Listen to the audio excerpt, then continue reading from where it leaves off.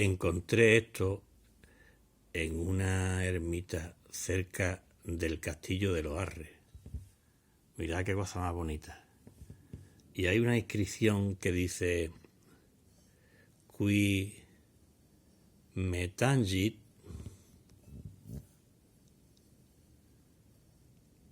vossen meam audi. Creo que la traducción es algo así como: quien me toca oye una voz, o hay una voz que me oye. Tiene unos dibujos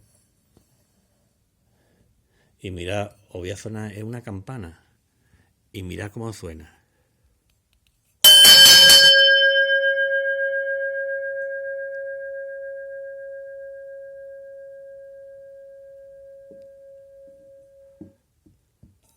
Es algo increíble. A ver si hay algo de vosotros por ahí que me pueda decir de qué se trata. Mirad el badajo que tiene. Es de bronce y suena increíblemente.